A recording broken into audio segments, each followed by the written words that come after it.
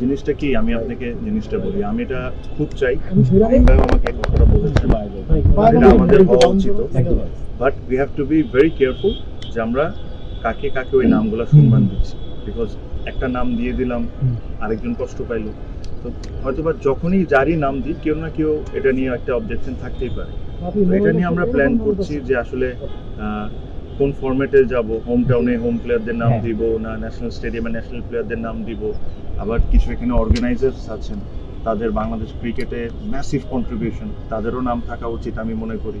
তো এটা একটা প্ল্যান করছি, আশা করি এই অ্যাডক কমিটি থাকতে করতে পারবো না কিনা এটা জানি না, বাট আশা করি যদি ইলেক্টেড হয়ে আসি ভবিষ্যতে, সামনে তো ইলেকশন, আজকে তো ইলেকশনের আপনারা কিছুক্ষণ পর জানতে পারবেন মিডিয়া রিলিজের মাধ্যমে।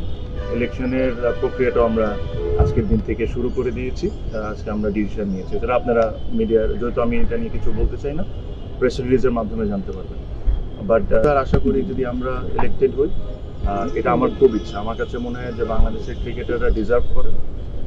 আমি আবারও বলি, কারো অ্যাভারেজ 50 থাকতে হবে এটা ক্রাইটেরিয়া না।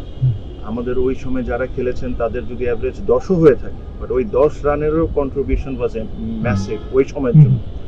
যারা যে কন্ট্রিবিউশন করেছেন regardless of their stats or anything else, তাদের সম্মান করা আমাদের দায়িত্ব। আমরা ওই জিনিসটা খুব ট্যাক্টফুলি চিন্তা করে কেমনে কাকে কোন জায়গায় আমরা তাদের নাম দিতে পারি, এই জিনিসটা আমি ইনশাল্লাহ আশা করি এটা আমি করে দিয়ে দেবো।